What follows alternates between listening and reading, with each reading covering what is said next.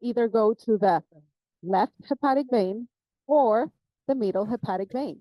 In this case, I feel that the trajectory with the right is a little bit more steep. So I definitely think I'm going to get, and I think it's going to be farther. So I'm going to choose the left hepatic vein. So we always start with the hepatic pressure measurement. First thing we will do is use the power Doppler to actually make sure we are in the hepatic vasculature. So we can see this multi-peak wave, very characteristic of the hepatic. My needle already approaching. It's been a pretty good, close, very well aligned. And we are using the Fuji linear echo endoscope today. So you can see we're getting really nice images, but there's certain unique features, including a slightly steeper trajectory of the needle than some of the other scopes. And I'm already inside the vessel. You can do either past the vessel and come back, or just go in right now. So we're going to actually ask Karen to flush the heparin through the manometer.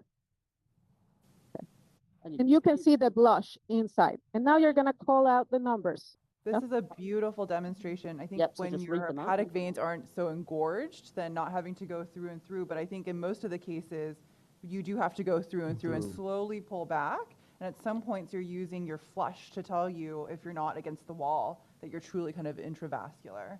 So this is a beautiful demonstration. So now we're just going to go ahead and do the liver biopsy.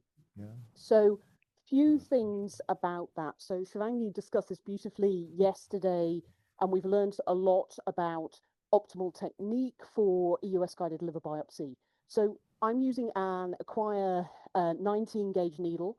We know 19 is better than 22. We know FMB is better than FNA. We know that heparinized wet suction is better than dry suction or a slow pull technique. So looking at the right lobe, what I want to see is a nice area where there's not too many large vessels in between.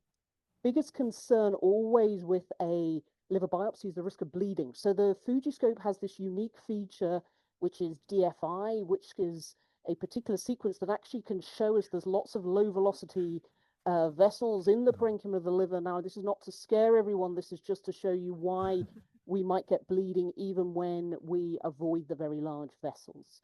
So what I'm going to do is I'm just going to get started here. So I've got my scope locked. I'm going to put on the E-flow. It's going to come out with the needle, make a little jab just to get through the capsule.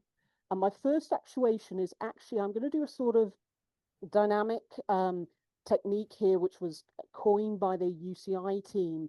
So I've got the needle primed with heparin. First actuation is really going to be without any kind of suction at this point.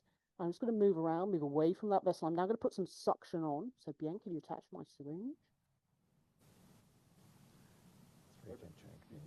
Wonderful, thank you. So we're just going to turn on here, and we're going to go for long throws, and then I'm going to come off as I come back. I'm going to move around.